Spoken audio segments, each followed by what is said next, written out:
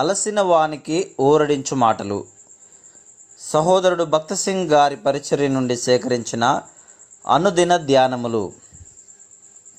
ఇశ్రాయేలీయుల దేవుడైన యెహోవా రెక్కల క్రింద సురక్షితముగా నుండునట్లు నీవు వచ్చితివి. ఆయన నీకు సంపూర్ణమైన బహుమానమిచ్చును. రూతు గ్రంథము 2వ అధ్యాయము 12వ వచనము. ఇశ్రాయేలు దేవుని గురించి ఇంకను అధికముగా తెలుసుకునవలనని కోరికతోనే రూతు బెత్లెహేమునకు వచ్చింది. ఇశ్రాయేలు దేవుడు ఈ కోరికను ఎరిగిన వాడై తన అత్యధికమైన కృపను బట్టి భక్తిగల ప్రజల సహవాసమునకు దేవుని యందు భయభక్తులు గల బోయజు చెంతకు ఆమెను నడిపించెను. పనివాడు రూతును బోయజుకు పరిచయము చేసిన విధమును చూడుము.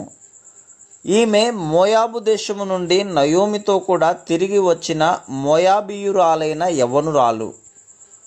రూతు గ్రంథము 2వ అధ్యాయము 6వ వచనం. రూతు బెత్లెహేమునకు వచ్చి చాలా తక్కువ కాలమే అయింది. కానీ ప్రజలు ప్రభువు ఎడల ఆమెకు గల భక్తిని, ఆమెకు ఆత్మీయ విషయముల ఎడల గల ఆసక్తిని తెలుసుకొనగలిగిరని ఆ పనివాని మాటలు తెలియజేయుచున్నవి. ప్రభువు ఎడల ఆమెకు గల ప్రేమను, త్యాగమును దేవుని ప్రజలు గ్రహించగలిగిరి. అందువలననే ఆమెలో గల ఆ గుణములను గూర్చి మాట్లాడసాగిరి. ప్రభువు ఎడల నీకు గల ప్రేమ, సమర్పణ యథార్థమైనవైన ఎడల నీ తోటి విశ్వాసులు ఈ సత్యమును గమనించుదురు. నీవు వెళ్ళిన ప్రతి స్థలములో అది ప్రభువుకు ఇంపైన సువాసనగా నుండును. దీనికంటే ముఖ్యమైనదేమనగా బోయజు ఈ ఇంపైన సువాసనను గమనించగలిగాను. 2వ అధ్యాయములో 12వ వచనములో గల అతని మాటలను గమనించుము. ఇశ్రాయేలు దేవుడైన యెహోవా రెక్కల క్రింద సురక్షితముగా నుండునట్లు నీవు వచ్చితివి. ఆమె అతనితో ఒక మాట కూడా మాట్లాడక ముందే ఆమె ఇశ్రాయేలు దేవుని రెక్కల క్రింద ఉండుటయందు నమ్మిక ఉంచుటకే వచ్చినదని ఆమెలోని గొప్ప కోరికను బోయజు అర్థం చేసుకొనగలిగెను. ఇదియే ఆమె అతని దయను పొందుటకు కారణమైనది. ఫలితముగా ఆమెను తన భార్యగా చేసుకొనెను. అన్నిటికంటే ముఖ్యముగా దేవుడు ఆమె గుణము యొక్క మధురమైన సువాసనను గుర్తించెను. రూతు ఇశ్రాయేలు దేవుని గూర్చి అధికముగా తెలుసుకొనవలనని ఇశ్రాయేలు దేశమునకు వచ్చెను. ఇశ్రాయేలు దేవుడు ఆమె ఉద్దేశము యొక్క యథార్థతను గమనించి ఆమెను ఆశీర్వదించెను. ఆమె ఎడల దేవుడు ఎంత ప్రేమను కనపరచననగా ఆమెను ఇశ్రాయేలు రాజైన దావీదుకు నాయనమ్మగా చేసెను. ఆయన పరలోకపు ప్రణాళికను అనుసరించి ఆ వంశములోనే తన కుమారుని ఈ లోకములోనికి పంపెను. దేవుడు రూతును ఆశీర్వదించెను. ఆమెను ఆశీర్వదించటం వలన అనేకులు ఆమె ద్వారా ఆశీర్వదించబడిరి.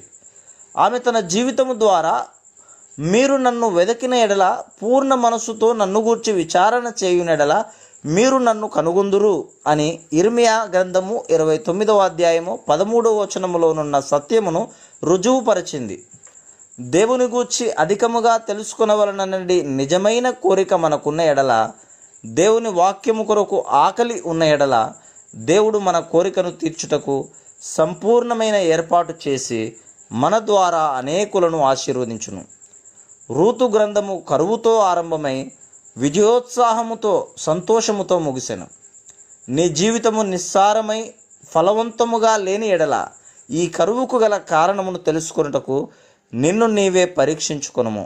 బహుశా నీవు సహవాసమునకు దూరముగా ఉన్నావేమో, లేక లోక సంబంధమైన పనిపాటలలో విరామము లేక ఉన్నావేమో, లేక ప్రార్థన సమయమును తక్కువ చేస్తువేమో పరీక్షించుకొనుము.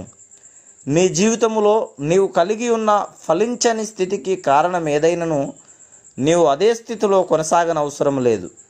నీవు నిజమైన పశ్చాత్తాపముతో ప్రభువు వైపు తిరిగిన ఎడల ప్రభువు నిన్ను క్షమించి నీ దుఃఖమును సంతోషముగా మార్చును, నీ కన్నీటిని నవ్వుగా మార్చును, నీవు నష్టపోయిన దానినంతటినీ సమకూర్చును.